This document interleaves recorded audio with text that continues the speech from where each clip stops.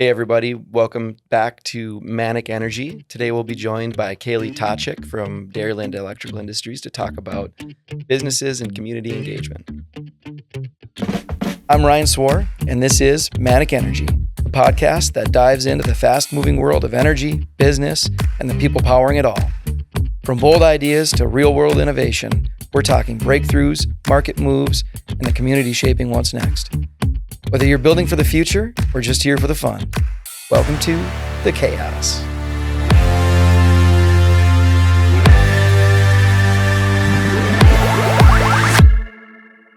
So, Kailey, thanks for joining us in the studio on Manic Energy. Thanks for having me. It's great to be here. Appreciate it. We've worked together for many years, and it's a lot of fun to have you here with us to share some of your story.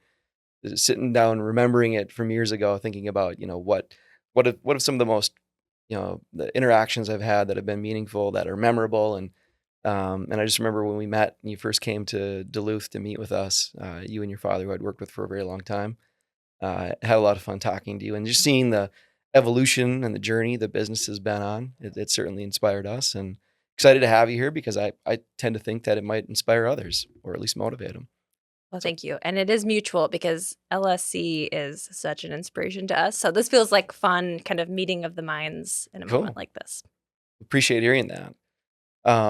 So maybe just tell our listeners a little bit about your background.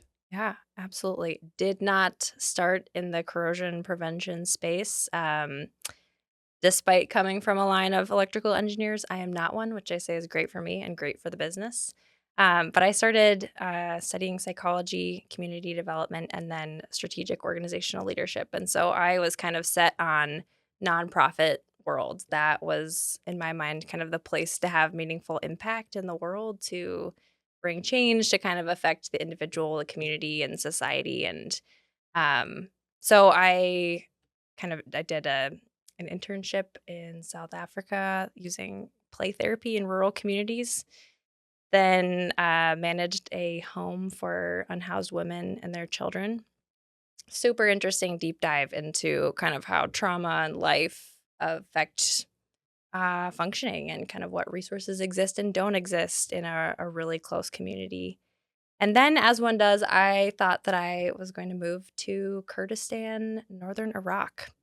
It was right at the time that I know. Yeah, it's not typical. How did that come about? Great question. So I had just wrapped up this position in the home for unhoused women. And that was in South Africa? And that was in Madison. Madison, okay. Yep. And really neat organization, kind of amazing sense of purpose, some really powerful programming, and also a bit of organizational dysfunction. And I think that felt like a really impactful catalytic moment for me to realize, and we can have a really great vision and purpose, but if we are dysfunctional organizationally, we will kind of perpetually not be able to achieve that. And so it really cultivated this excitement and passion around healthy culture, healthy organizations. And I left because it was kind of that brutal for a bit. I had gone and done kind of a scouting trip for a project that Dairyland was funding at the time. And it was actually at the time that Mosul was being kind of liberated from ISIS. So ISIS had been occupying the city and they were being pushed out. So a really tense time politically. The partner that we had been funding had set up a trauma rehabilitation hospital. So folks that would not survive the trip onto Erbil were being cared for. And it was truly one of the most eye-opening experiences of my life. I mean, I don't want to get too graphic for your listeners here, but I mean, saw children with shrapnel and bullet holes in their bodies, and you can't unsee things like that. We spent some time in refugee camps, and my family of origin and my own self were a little weird. So I had kind of some other experiences prior to that really opened my eyes firsthand to how people live in the world. And when I went on the trip, I had no intention of going back, but I think there was just this real compassion that just kind of stirred up. And so I had this open path, I kind of explored returning and ended up being accepted to a fellowship to work in a refugee community with an organization that provides mental health resources to folks who are never going to be able to go and get therapy or get kind of mainstream clinical support, but have incredible PTSD and trauma. About what year was that, just for context? 2017. 2017. Yeah. Okay. Yeah. So ISIS was kind of like all over the news. It was a lot of chaos. Mm-hmm. I had my apartment all set up. I could show you the video of the apartment tour in DeHook. And then about a week before I went to buy my plane ticket, the organization's director said, hey, let's just hold off for a second. There's going to be this vote on the Kurdish referendum. This is super nerdy, kind of political. Sorry. But we think it's going to be fine. Just in case it isn't, let's hold off on buying the ticket. It wasn't fine. There's a lot of political instability. Their team actually had to evacuate in under 24 hours. Wow. And it just was like months before there was any hope of returning. And so in that time period, I needed to find a way to, pay my bills, live life. And that was the time that Mike, Dairyland's president, who also happens to be my dad, said, hey, there's this kind of new thing that I'm dreaming about at Dairyland, and I'm wondering if you would consider being part of it. And I used the never word. I mean, I had just always said, like, I will never join the family business. My area of passion and training does not align with this whole technical electrical engineering specialty. Like a PCR does not get me up in the morning. Mhm. That's their thing, not mine. Do you I'm have going to go change the world. Do you have siblings? Yeah, 4 younger. Are they all in the family business at this One point? is full-time. The youngest 2 are doing some kind of summer stints. They're not sure yet Okay. fully what their life But path you're the will be. oldest. And I'm the oldest. Okay. Yes. Pretty stereotypical oldest child over here. So, Okay. yeah. So created a role or created an opportunity for you to join the business. Yeah. But, Yeah. so how do you go from never to maybe to A yes? compelling why. Yeah. Good vision. Yeah. And just to give a little backstory on that, Mike has always seen the business as being a mechanism of generosity. That's been really quiet and covert. I mean, he's a pretty private person. Henry, his dad, who founded the business, is even more so. Mm-hmm. And just don't want to be people of kind of self-promotion that feels really uncomfortable. But he had a realization, really, that our employees, our team has no idea what they're making possible in the world. What might it look like to actually start bringing in this kind of bigger purpose of Dairyland into their sense of awareness? And what might it look like to actually expand some of our programming to really align with that? But he kind of said, that's less my area. I am pretty busy. I would need to have someone else really lead that. And so he reached out and asked, would you be interested and willing, the whole kind dad, no pressure, truly. And I really felt that. I mean, it was super generous to be given that opportunity, but also with a sense of freedom to decline if that was not something that I wanted. And I mean, just to be very honest, I really had to do some inner wrestling. It felt like the plans didn't pan out. Like, what a failure, am I for going back to the family business, and so there was a process there. I think I'm really glad that I said yes, and thought it would be a couple years. Was the 7.5 years later. I'm in deep, and I really love it. It's been a really special journey. So what did you start with in the business?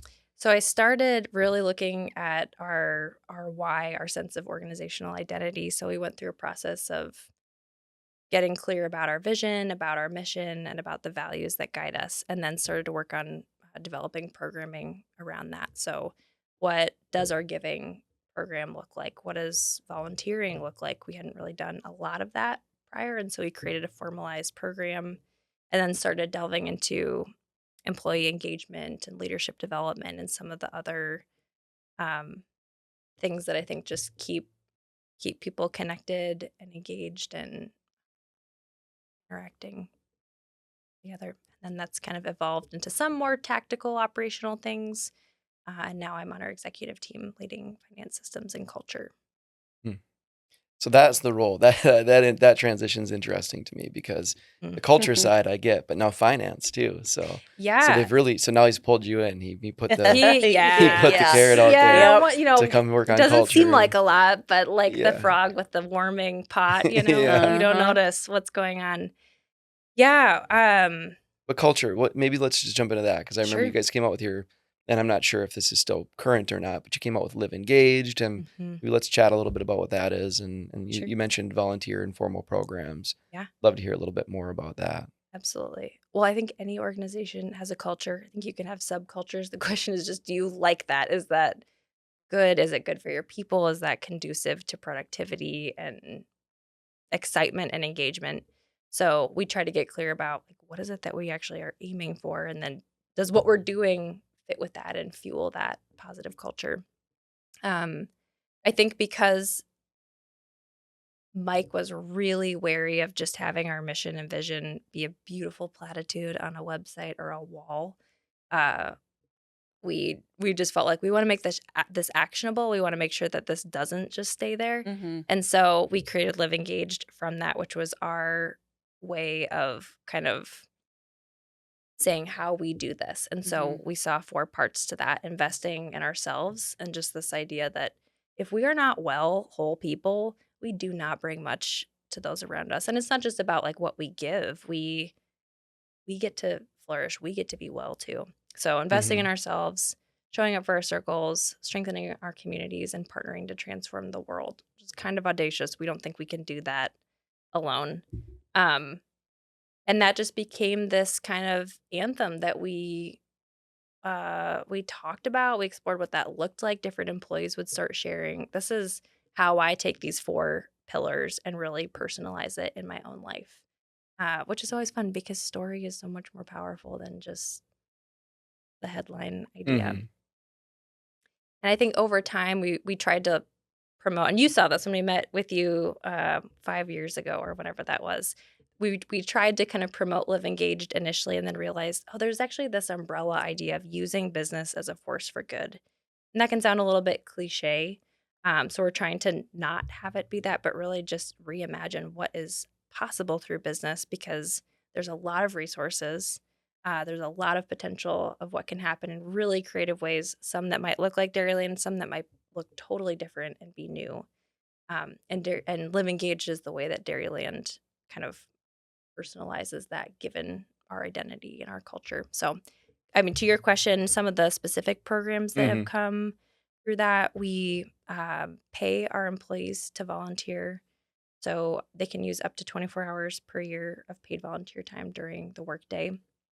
There's lots of flexibility around that. I have one team member who every Wednesday is delivering meals to local seniors who can't leave their homes, and others who will bundle them and spend a day building a house with Habitat for Humanity or cleaning up along a highway stretch. Um, yeah, I could say more about that. I think the other kind of key pieces that we do try to invest a significant amount of our profits to fund global relief and development efforts. So we've picked some core partners, but then also some more local partners as well. And the message so far to employees has been, you are already contributing to making Dairyland excellent. You have an incredible set of skills and talents, and you could invest those anywhere. And that is true. We feel really grateful that you'd be willing to do that here at Dairyland. And so you're already making that possible. So we haven't, for example, gone into kind of matching gifts, and we might explore that in the future, but really it's been that the company will give. And I try to then tell the stories to employees. So I'll bring our partners into a team meeting or a special kind of session.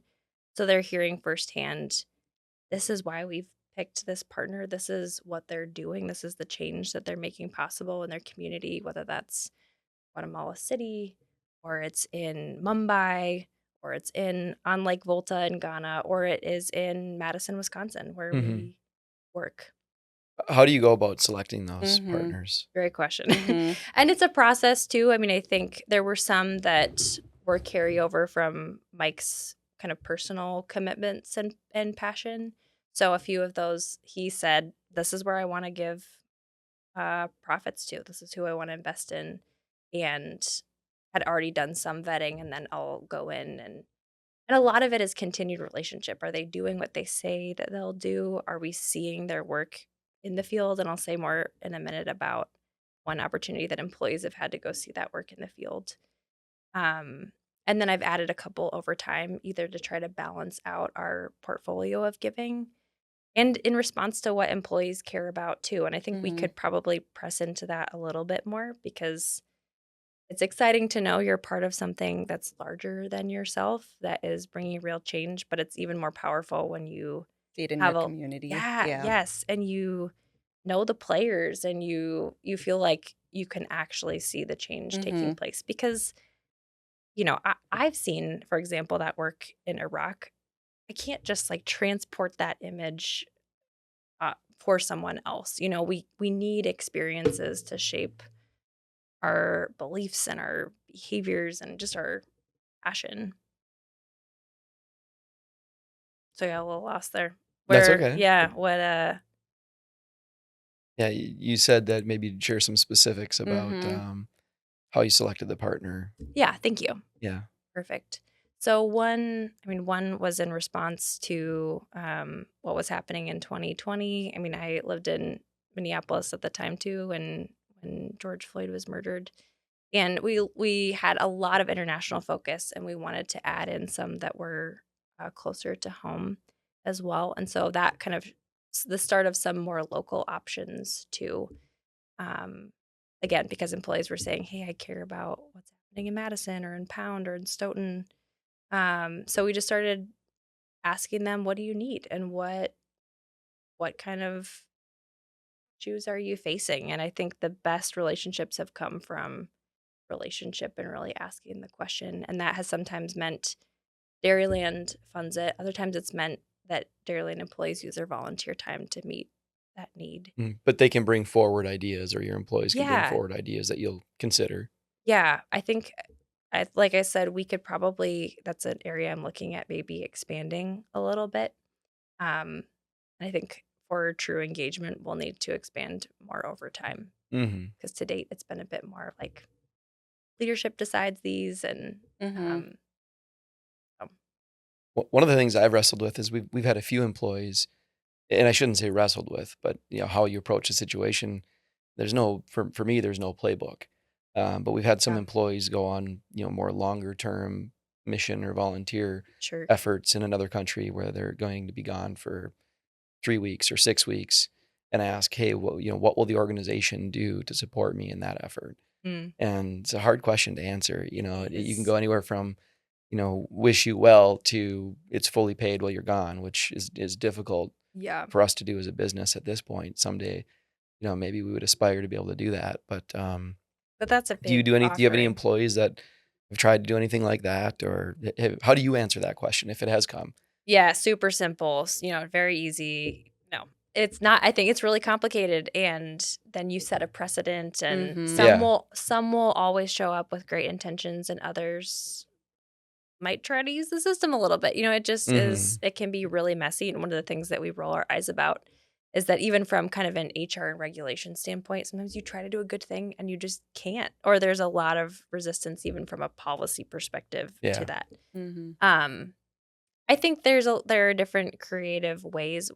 One of the things that we try to think about is how do we make sure employees still have skin in the game and have buy-in that they're if we are the only ones giving, it can create kind of an enablement dynamic or um that maybe is framed negatively, but we want to be generous and we want to increase the kind of generosity and engagement quotient for them too. So sometimes it's meant, hey, you can lump all of your volunteer hours into that week or that 3-day period. Um, Sometimes we've said, I think that's a PTO Hmm. level type of Sure. activity. We love that you're doing that. Maybe we'll find another way to kind of lighten the load so that you can actually take that time and follow that area of interest. This is a little experimental, but we took our first vision trip of a small group of employees that we paid to see the work in Guatemala City with our partner, National Justice Mission. And, that's not something we can do all the time. It's expensive to send people in an international space, but the vision there is really it's not a mission trip, it's not a service trip. It's really just about learning, getting connected with the vision of Dairyland and the values of Dairyland, and allowing relationship to be built. I think one of the really amazing outcomes that can happen from that is that their team is just encouraged. I think we think of these organizations that must be so clear about their vision and they have this passion that just Hmm. fuels them endlessly. And they too, weirdly, are human and Mhm. get discouraged and overwhelmed. And so I think to your question about like what are other creative ways, sometimes it's just showing up at the doorstep of a nonprofit that you care about and saying, "We see you and we appreciate you. Um, you're doing amazing work." And that sounds kind of lame and like, how does that make a difference? But who doesn't love to also be told, "Hey, I see you and you're really bringing change in this community, and I Hmm. appreciate Mhm. that." Um, It's in there. We owned a building. When I say we, I was a minority partner mm, in the business, and our majority partner, we owned this building, and Lake Superior Consulting was actually an occupant mm, in that building for a long time. And during the pandemic, we really became more flexible as an organization, and our seating needs went down quite mm, substantially. So we had this building listed for sale for quite a long time, and ultimately decided, listen, we can't rent it ourselves anymore. Um, and at the time, we were owned by a public parent, and we just couldn't justify the expense, and we had a conflict of interest because we own the building too, and really needed to exit. Well, then there we were as the building owners with no revenue stream to cover the operating expenses of owning the building. And ultimately, because we couldn't sell it during the pandemic, not a great commercial real estate market, at least not from our perspective, we decided to find a way to donate the building to charity.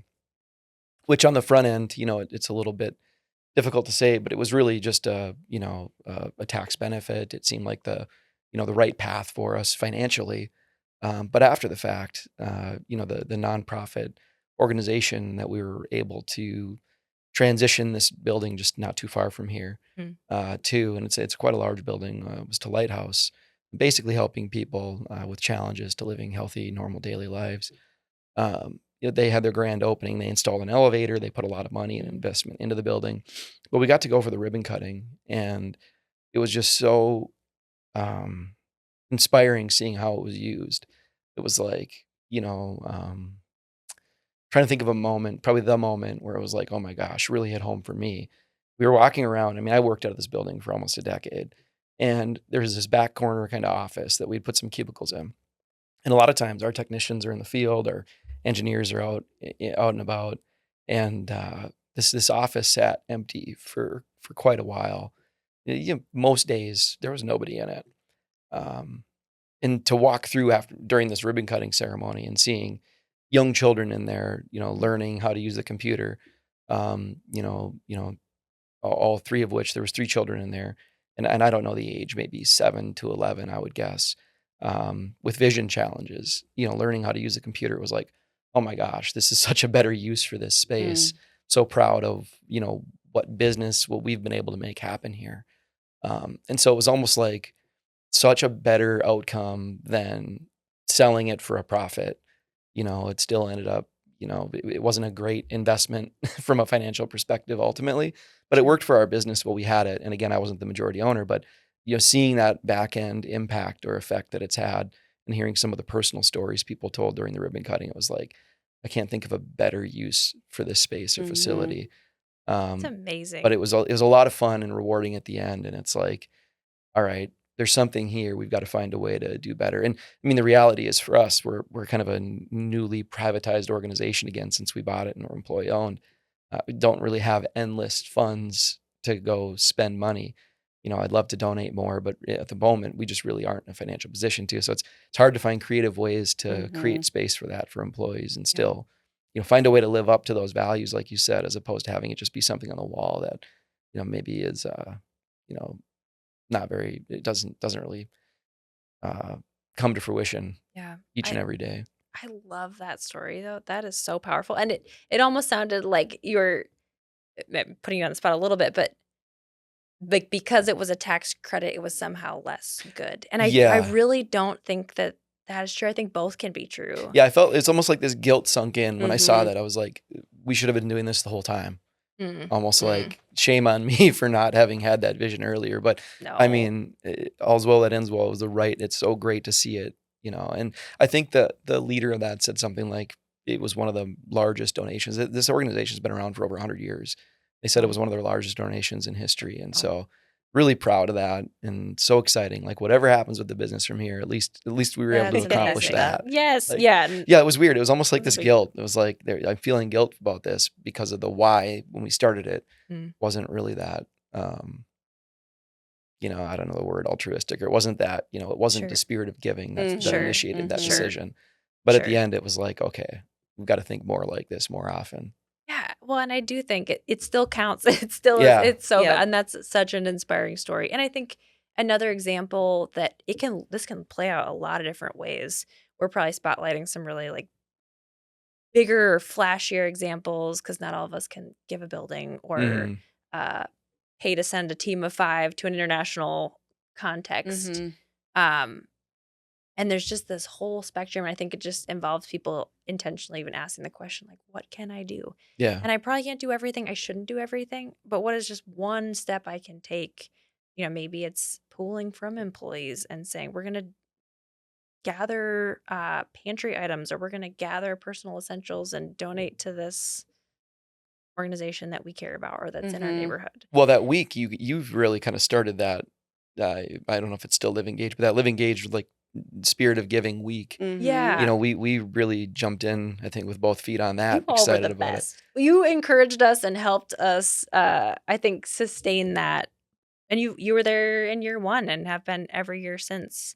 So we've talked about the internal employees and maybe community. Mhm. So how has it worked with like your vendor partners? Have you seen others jump on sort of the bandwagon? Like it seems like it's contagious in some ways.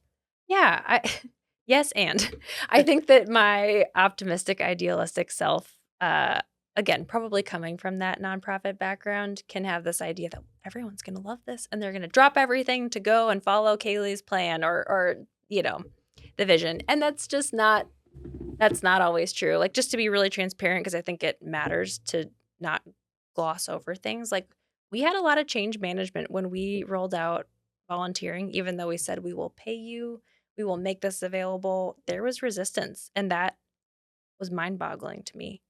Say more. I was gonna ask this earlier, but I'm glad you came back to this. But like, once you took on your role and then started rolling out this engagement and cultural Mhm, push, mhm. how was that received I think, internally? yeah, I Yep. mean, some of it was positive just because there was some kind of pre-existing relationship and rapport, probably from being around Dairyland, from being a member of the family, which is, just generous of them to trust me in that. Mhm. And there was a sense of like Kaylee's introducing some kind of wild things that take us away from the real work. Hmm. And I think that that was a thing that surprised me is that we had to do a lot of work to connect the dots and say, no, Mhm. this is also part of your work. And that's taken years. It's been a slow kind of grassroots process of telling the story and telling the story again, maybe clarifying some language.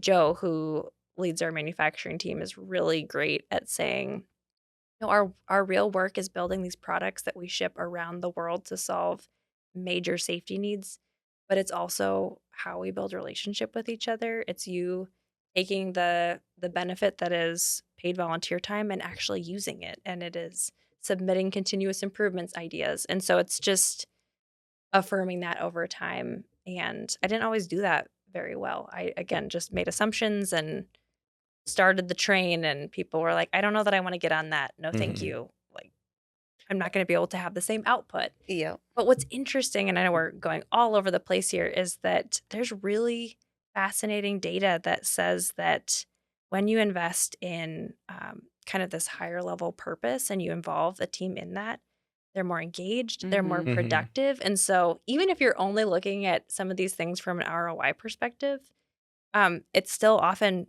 really pays off. Yeah. Even if you were a heartless person, which no one, you Yeah. guys are definitely not that, but Have you noticed, like, do you guys measure retention, for example? And have you Mhm. noticed any kind of impact, or is it just more a yeah, feel? yeah. We have have historically had really strong Hmm. retention. I would say the bigger indicator has probably been our engagement survey. Yeah. So that was one of the things I implemented once I arrived, and we've done that study pretty much every year since.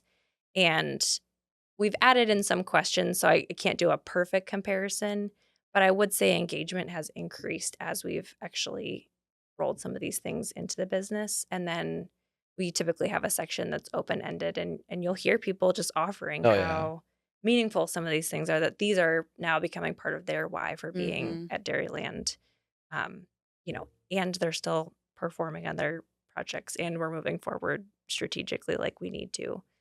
Um, yeah, so just to I feel like for a listener, sometimes you can feel like, well, it's bad if I'm not immediately getting buy-in, and Hmm. you might, as the leader, need to just wait it out a little bit and keep reinforcing. I'm sure you have Oh, seen yeah, that just so many organizational times. change. Yes, It's yes, so I'd like, love your take on that too. oh, it's so frustrating because at least when I got in the position I'm in now, it was like we did our first ever engagement survey, and I'll say the results were less than desirable.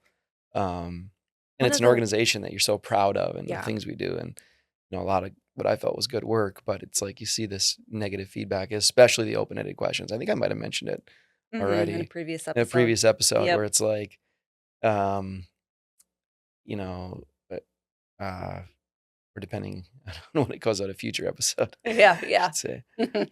An episode. Pause. I think I've mentioned this a lot before, just that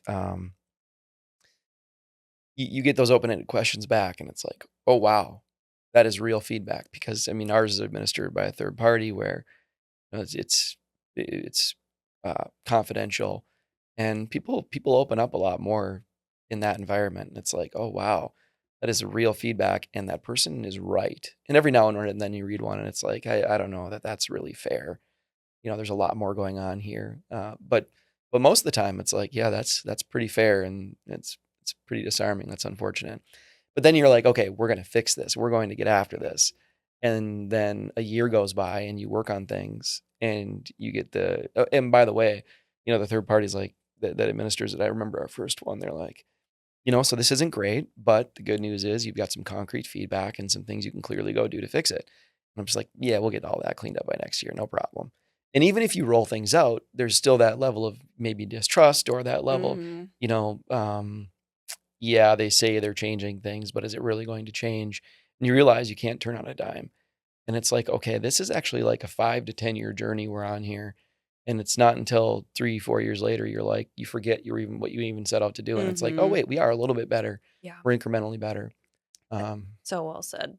That reminded me of a couple of minutes ago. You said you had to connect the dots for the employees, kind of put in, you didn't have that buy-in right away when you were rolling out this program. And I'm kind of curious about how long did it take from when you rolled it out to when you started gaining that trust? And what are the things that you did to do that, to connect Mhm, the dots for them? Because I mhm. feel like we run into that with the things that we roll out too. You kind of have to put it in front of them, tell them the story, wait a little bit, and then keep mhm, pushing at that story. Yeah. Well, I mean, that sounds like really the pathway. I think it's the launch, the story you tell. I mean, I will just raise my hand and say I didn't tell the story very well always. I think about one in the industry where I just like left cringing. Oh my gosh, like how did I how did I describe it that way? So sometimes you have to go and tweak your words too. But I think it's explaining why, but then I think it's providing experiences wherever you Mhm. can. So for example, when we launched some of our giving partnerships, I aligned it with one of our annual picnics, and I had that partner come in, and it was just this immersive experience. We spent an extra hour where the team got to hear directly from the folks at IJM, and they learned, oh my goodness, like kids are being trafficked on this lake. I mean, just your mind is blown. Even connecting sensorially, trying food from that region, letting them respond in some way, or with volunteering, just getting them out to a site, because I think once you're on site, you're picking up trash along the Mhm. highway, or you're building that house with Habitat for Humanity, or you're distributing groceries at a food pantry, it clicks. And I'm even surprised. I hate admitting this, but sometimes I will have something on my own calendar and I'll think, oh, maybe I should bump this. Like, I'm busy, I want to prep for that meeting, or I owe that person that report. Mhm. And it's only when I'm at that experience or reflecting on it after that I'm like, it was so worth it. Yeah. How do I Mm-hmm. forget? And so, if that is true for me as the person trying to push these things forward, how much more true, or similarly true, is that probably for a team? So, I think wherever possible, creating experiences and just repeating it, because I think Mm-hmm. also sometimes people need a lot of permission to actually take what we're offering. I found that for volunteering specifically. They want to know, okay, Yeah. but if I really do that, am I not going to be penalized for Mm-hmm. having fewer products that I've built or delivering on that That's report? You know what? very well said. There's a social aspect, Yep. there's a professional advancement need that people have that is so valid. And so if we're not paying attention to all the other Yeah. things that are being reinforced or not in that moment, Mm-hmm. we're not going to be You successful. we did our first Adopt a Highway, it was a couple years ago or a few Mm. years ago, and there's a sign up. It just gets emailed out, and if you Mhm. sign up, the calendar invite comes.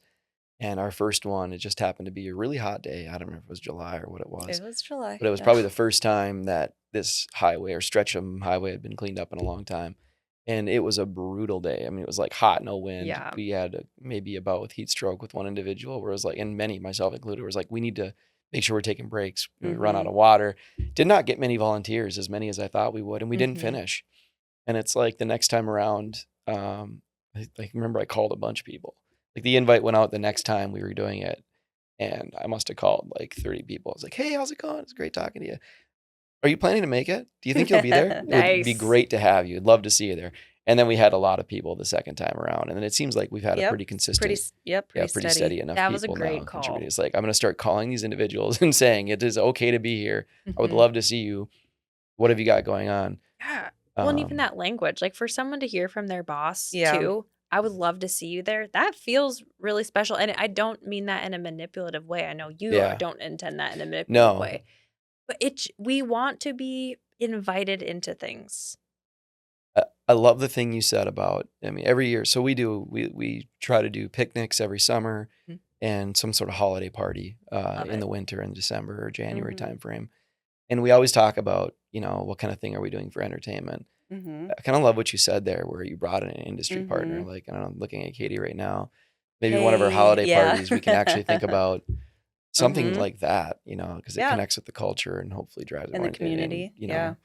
as Yeah. opposed to maybe what we've done historically. Just a Yeah. thought. I don't No, know. Yeah. for I love sure. what you said there. Well, and I love the idea too to align it with something you're already doing. And then Hmm. it's less of a lift, which maybe sounds bad, but the simpler we can make it for ourselves and our team, the more likely we're going to be successful and actually do it. Mhm. Hmm. It's not rocket science, but I feel like I've had to relearn that lesson a million times over. Um, and I think we're building momentum in the industry. So I like wandered very far from your original question, That's but right. one of the things that we're trying to do in the industry is look at what people are already doing that's really impactful. Like there are so many generous businesses and thoughtful businesses that are volunteering. Like we are not the only ones that are Hmm. thinking about these things and doing them, but it's not always something that we bring to the industry or that we even kind of have solidarity around or collaboration around. And so we thought, hey, we're doing this volunteering thing internally. What if we just spotlight a week and see if our friends will join us?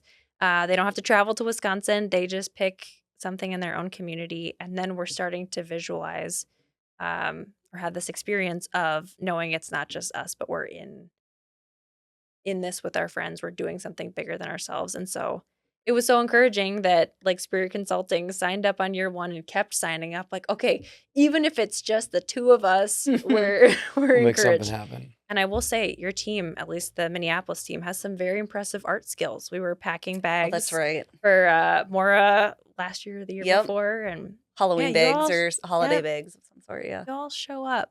But even that, you don't no one's volunteering the whole week, but maybe people Mhm. pick an hour, a couple hours, half a day, and just meet a need, help tell that story. And it's been so fun to our team too, just to be able to point to you, for example, and say, look, they are in this too. And so some of it I think is just getting past kind of a psychological hurdle that we have that this doesn't fit in business. And what if it Mhm. actually does and we can do both? Yeah. Mm-hmm. Because Mm-hmm. no one's advocating for fewer jobs or fewer products getting sold or being less excellent at what we're doing. Maybe this is actually part of our excellence. I love that. It's good.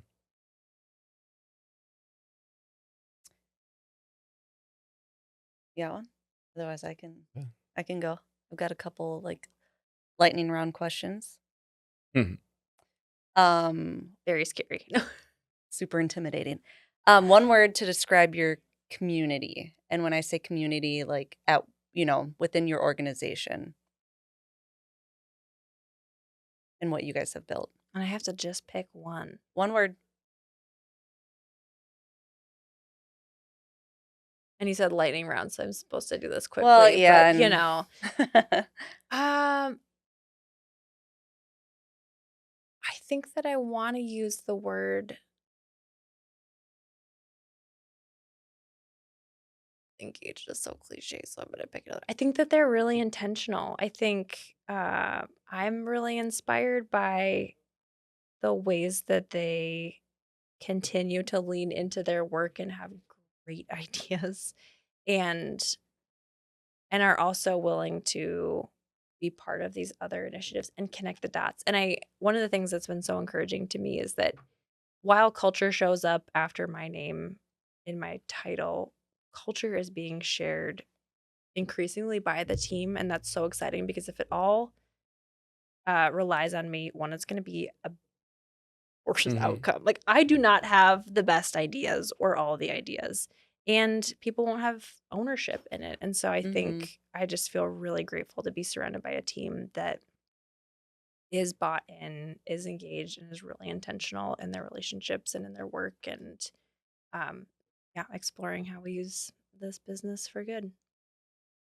Do you see that type of trend evolving and picking up steam through the industry and the community, other organizations? I think so. Yeah, I think partly for a few reasons. One, Mm-hmm. because I think there's more data saying that uh, millennials and our Gen Z friends who Mhm. are increasingly, the majority of our workforce really care about these things. So again, even from a need to be successful as an organization, I think there's that reason for it Mm-hmm. growing.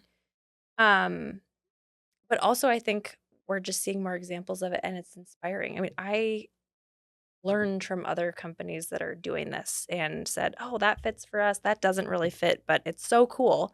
And so I think that just kind of fuels more ideas, more creativity, more companies saying, I could do that, or I could do a version of that. I can do my version Mhm. of that. Mm-hmm. And Um, it's great that Mike has trusted you to share the message as opposed to mm, keeping it so mm, private because mm, you miss out on that benefit um, where other organizations like us see that and say, "That's a great idea. We should Inspired. try and do something like that." Yep. well, and truly, I think what I've come to realize is that I just want to be on the lookout for other examples of this. Like I said, you all are an amazing example of living in a values driven way with some incredible programming and vision.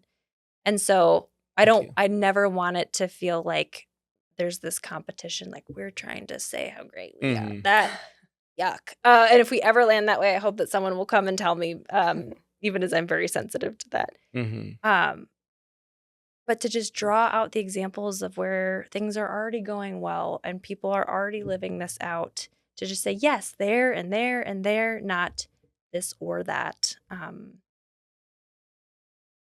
Yeah, I think for a lot of companies, whoever their customer is, whether that's an individual consumer or it's business to business, a lot of customers probably appreciate the consideration in the value for the values and what business can do for good. It's funny because for us, we don't measure that. We've never thought about it. It's like the why is because employees are expecting it or hope for it, and it's like okay, we can try and do these things at the same time.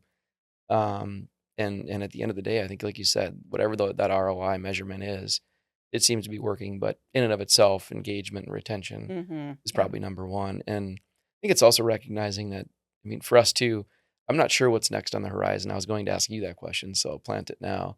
But, you know, we've got a charitable giving committee, and it's got a charter and, you know, Awesome. a policy or a procedure on how it operates, and sort of things that are on sides and some things that probably are outside the scope of what we want to accomplish. Good example, you know, children in our community are really important, but we've had a lot of employees that request, you know, a donation for their youth softball team or baseball team, Mhm. or what have you. And it's like, gosh, is that something we can invest in? And like you said, you have to kind of do all or nothing. Mm-hmm.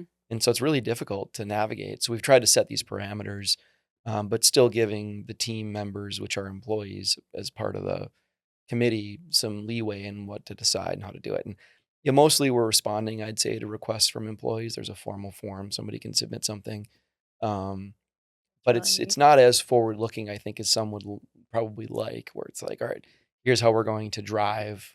It's more sort of a response center, and so it's like, all right, we've got some work to do. I'm aware of that, Mm-hmm. but it's about finding those, you know, for us now, low cost things that we can do, maybe low cost, high impact, Yeah.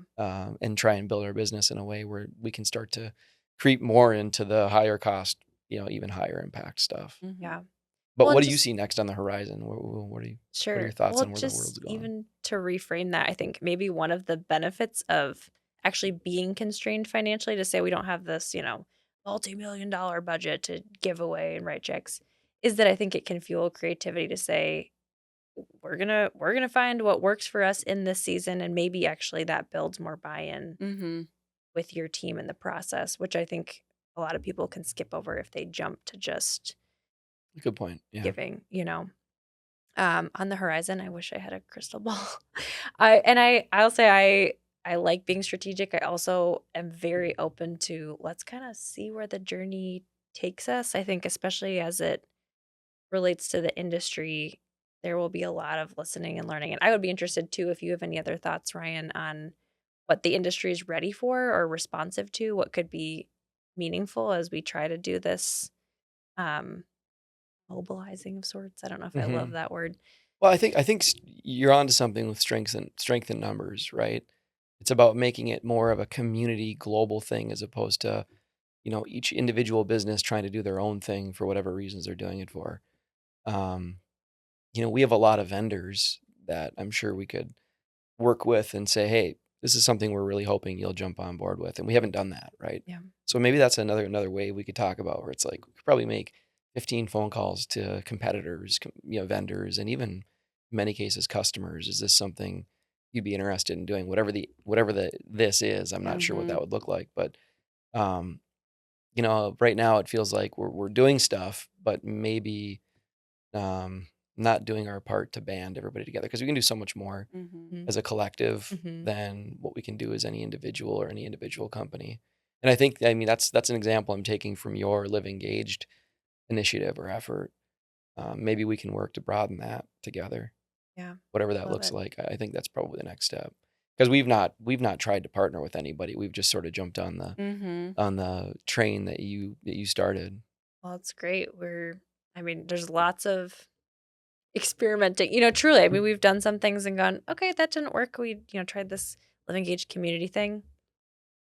Just to be honest, kind of a flop. And I like saying that publicly because I think we should normalize that sometimes we try things that don't work. hmm And sometimes we need to persevere through them and it does pay off. And sometimes we just let that go.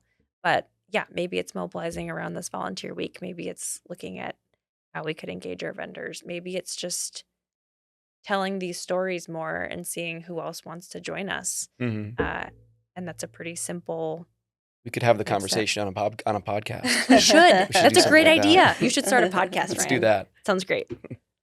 No, but honestly, I think that's how it worked for us, the Live Engage, when you guys started that. That's kind of when we started, hmm each of our offices come up with an idea, work as a team, and contribute in some way. And then we haven't looked back, really. We became more intentional. Yes. So Yep. I mean, you Hmm. might say it's a flop. I look at it as the Totally. exact opposite. It was a Mm. springboard It for us to do yeah. it twice Wow. a year with Maybe our you group. didn't have the initial maybe you didn't accomplish your initial goals, but at least we can say you accomplished one, whether it was there in the beginning or not, of inspiring others. Because Totally. we started talking to other offices. We have Yep. we have regional offices, and letting local leaders define or decide what is it you'd like to go do, and encouraging them to pick something. It's not a mandate, but it's, hey, if you'd like to do something. And then, Yep. I sometimes I'm not even aware of it. I just love it. Like, I'll see on LinkedIn, there's a photo that comes out, and I wasn't aware of any single one of those events that they were happening. And I'll see That is people so baking cool. food, or volunteering in whatever capacity they are, volunteering at a local school. And it's like, I didn't even know that was happening. That's so cool. Mm-hmm. And I think a lot of that was a result of Your Live Engaged. Totally. At least our intentional approach to setting up the framework so that people can go do it, and then celebrating it as well, Right. so that more people want to join in. And Hopefully. thank you. That's very kind. And I think, we offered that to others and not everyone responded. So kudos to you too, and you all, and saying, no, we're actually going to make space for this. And I'm glad it is also benefiting you. And just to say too, from our perspective, it's so encouraging to hear those stories, and you inspire us. That might sound cheesy or like I have to say that.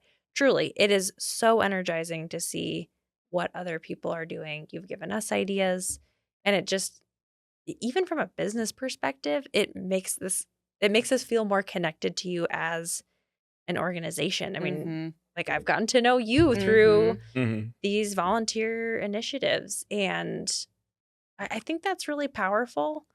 Certainly more fun. Yeah, you got that right. Agreed. I agree. Yep. Yeah. Well, thank you so much for joining us. Thanks for Really having me. appreciate you taking the time and the trip, making the trip up here. Well, thanks for your leadership in this space. This is fun. We have a lot of respect for you and for you all at Experience Something. Well, likewise, very much so. So thank you so much, and can't wait to see what the future brings for us. That's a wrap on this episode of Manic Energy, where the only constant is change. If you're fired up, do us a solid. Follow the show, leave a quick review, or send it to a friend. Got questions, ideas, or a topic you want us to dig into? Drop us a line at the link in the show description. Thanks for riding the current with us. Until next time, stay charged.